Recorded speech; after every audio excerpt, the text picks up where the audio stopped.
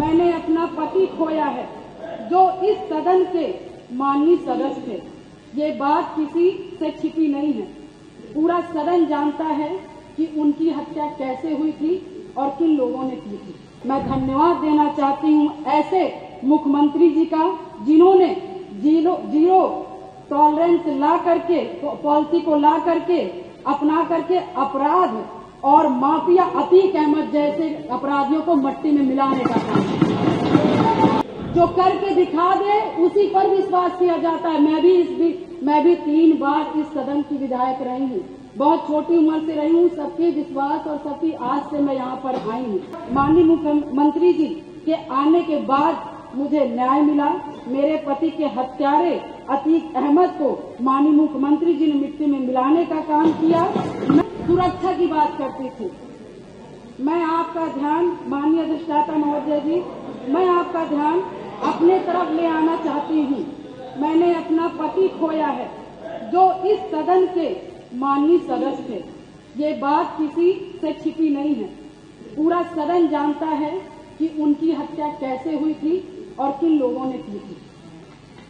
मैं धन्यवाद देना चाहती हूँ माननीय मुख्यमंत्री जी को जिन्होंने मेरे छुपे हुए उन आंसुओं को देखने का काम किया जो वर्षों में किसी ने देखने का काम नहीं किया। मेरा दुख, मेरा तकलीफ माननीय मुख्यमंत्री जी ने देखने का काम किया और सही मायने में मुझे न्याय दिलाने का और देने का काम किया। माननीय अधिष्ठाता महोदय जी, मुझ जैसे पता नहीं कितने प्रयागराज में पीड़ित परिवार को माननीय मुख्यमंत्री जी ने ऐसे अपराधियों को दंड दे करके उनको न्याय दिलाने का काम किया है। और कल शायद मेरी प्रयागराज की जनता मुझे सुनेगी तो वो लोग भी माननीय मुख्यमंत्री जी को धन्यवाद देने का काम करेंगे पुनः दोबारा। और माननीय अध्यक्ष जी, मेरे जैसे पता नहीं कितने महिलाओं की सिंदूर को मिटाया गया, पता नहीं कितने माताओं की गोदी सूनी कर दी गई। मैं धन्यवाद देना चाहती हूँ ऐसे मुख्यमंत्री जी का जिन्होंने जीरो टॉलरेंस ला करके पॉलिसी को ला करके अपना करके अपराध और माफिया अतीक अहमद जैसे अपराधियों को मट्टी में मिलाने का काम। आज प्रयागराज अधिष्ठाता महोदय जी, आज प्रयागराज ही नहीं अपितु पूरा उत्तर प्रदेश की जनता आज माननीय मुख्यमंत्री जी के तरफ विश्वास की नजर से देखता है कि कोई भी प्रदेश का कोई भी माफिया या भू माफिया हमारे भाई की तरफ, हमारी महिलाओं की तरफ, हमारी बहनों की तरफ बुरी नजर से उठा के देखने का काम करेगा तो उस हर अपराधी को मिट्टी में मिलाने का काम किया जाए।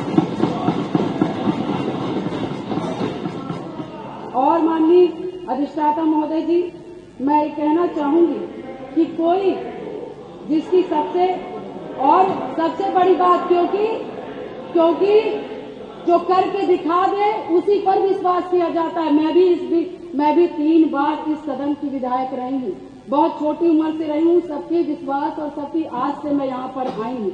उसी आशा और विश्वास को जब भी मुझे किसी ने दिलाया है तो मैं उसके साथ खड़ी रही हूँ। मैं कहना चाहूंगी कि इसकी सबसे बड़ी नजीर प्रयागराज में आपने हत्याकांड में देखा होगा, जिसमें मेरे पति की हत्या हुई थी और जिस घटना को पूरा प्रदेश जानता है। मैं माननीय मुख्यमंत्री जी के आने के बाद मुझे न्याय मिला। मेरे पति के हत्यारे अतीक अहमद को माननीय मुख्यमंत्री जी ने मिट्टी में मिलाने का काम किया। मैं उनके इस जीरो टॉलरेंस पॉलिसी का समर्थन करती हूँ और मुझे लगता है कि इस बात को मैं नहीं कहना चाहती थी क्योंकि मैंने आज तक चाहे सदन हो, चाहे सड़क हो और चाहे मेरा घर हो, चाहे परिवार हो, मैं विधायक बनी मगर मैंने बहुत ही शालीनता से अपना परिवार, अपना समाज और सदन की मैंने हमेशा गरिमा बनाए रखी। मैंने कभी भी किसी का अपमान नहीं किया। मगर मैं विधायक से पहले मैं 9 दिन की ब्याहता थी। मेरी माँ तो 9 दिन की शादी हुई थी और मैं उस ससुराल में मैं विधायक बनने नहीं गई थी। मैं सिर्फ उस घर का रोटी बनाने के लिए गई थी, अपना परिवार बसाने गई थी। मैं विधायक नहीं बनने गई थी। मगर जब मेरे साथ घटना हुआ तो मैंने न्याय के लिए अपना आवाज खोला, अपने अधिकारों को मांगने का काम किया, और जो कि मुझे जिस तरह से मुझे सही लगा, मैंने कभी जनता को अपना परिवार समझा, कभी आप सभी माननीय सदस्य को अपना भाई बंधु समझा, और आप ही लोग से, सभी लोग से मुझे ताकत मिली। और मुझे लगता है कि प्रयागराज में जो कोई नहीं सोचता था, मैं मिसाल हूं उन सभी लोगों का, जो कि मैं बहुत गरीब परिवार से, दोनों ससुराल और मैके दोनों परिवार से, बहुत गरीब परिवार से आती हूँ। न मेरे पास पैसा था, न गाड़ी था, न व्यवस्थाएं थी, न घर में कोई एक आदमी था, मगर धन्य शहर पश्चिमी की जनता ने, जिसपे मुझे विश्वास करके मुझे चुनाव लड़ने का काम किया और अपने पैसे से चुनाव लड़ने का काम किया, और उन्होंने लड़वाने का काम उसी आस्था विश्वास के साथ सन 2005 से मैं कमर कस के, मैंने शायद अपनी नहीं की, अपने पति की, मुझे तो पता ही नहीं था कि कौन क्या है, मगर मैंने जब जाना कि इससे कोई लड़ने के लिए तैयार नहीं था अतीक ऐसे माफियाओं से, तो मैंने लड़ने की ठानी, क्योंकि मुझे बस एक चीज लगा कि आज मैं डर जाऊंगी, जिसके पति की सारेआम हत्या कर दी गई और उसकी डेड बॉडी नहीं दी गई, ऐसे पता नहीं कैसे नॉर्मल इंसान, जो छोटे छोटे समाज के लोग होंगे, पता नहीं 1000 राजू पाल जी की हत्याएं हो जाएंगी और हम जैसी लड़कियां गूंगी बैरी घर में बैठ जाएंगी। अधिष्ठाता महोदय, मैंने उनकी आवाज मैं सुन करके, और मैं अपने लिए लड़ाई नहीं की, पूरे शहर पश्चिमी और पूरे प्रयागराज और पूरे उत्तर प्रदेश की जनता के लिए लड़ने का काम की,